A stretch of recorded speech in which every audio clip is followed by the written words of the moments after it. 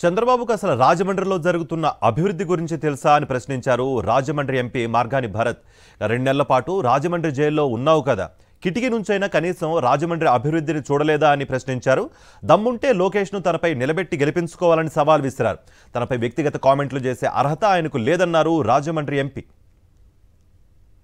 నేను చేసిన రాజమండ్రిలో చేసిన డెవలప్మెంట్ చూడు అయ్యా చంద్రబాబు నాయుడు గారు, మీరు వచ్చి చూడండి. జైల్లోనే, సెంట్రల్ జైల్లోనే 2 నెలలు ఉన్నారు కదా, కిటికీ గోడల నుంచి చూసుంటారు.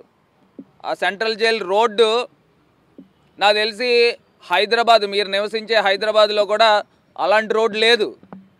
నేను Margani Bharat, member of parliament of Rajahmundry, have did this. అక్కడికి ఒకసారి కంబాల్ చెరువు వస్తే నీ సెంట్రల్ జైలు నుంచి చూసుంటావు. కంబాల్ చెరువు అక్కడి నుంచి కూడా కనబడుతుంది.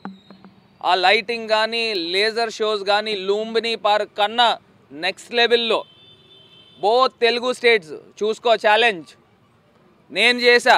Margani Bharat, member of parliament. నన్ను రీల్స్ మాస్టర్ అంటున్నావు. పోను అని మల్టీ టాలెంటెడ్ అబ్బా. నీ కొడుకుని ఒకసారి చూపించు, నీ కొడుకుని పంపించు. నీ కొడుకు నా దాంట్లో 50% అయిన మ్యాచ్ అయితే నేను రాజీనామా చేసి పక్కకి వెళ్ళిపోతా. పబ్లిక్ పోల్ పెట్టుకో రాజమండ్రిలో. నా మీద పోటీ పెట్టించి, నీ కొడుకుని పోటీ పెట్టించి రాజమండ్రిలో పెట్టించి నా మీద గెలిపించి దమ్ముంటే నువ్వు ముఖ్యమంత్రివి కదా, 14 సంవత్సరాలు ముఖ్యమంత్రివి కదా, రాజమండ్రి పంపించు.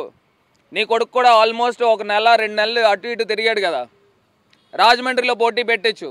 మీరు చెప్తా ఉంటారు కదా రాజమండ్రి తెలుగుదేశం పార్టీ కంచుకోటని. పంపించి నీ కొడుకుని గెలిపించు, రాజకీయాల నుంచి తప్పుకుంటా.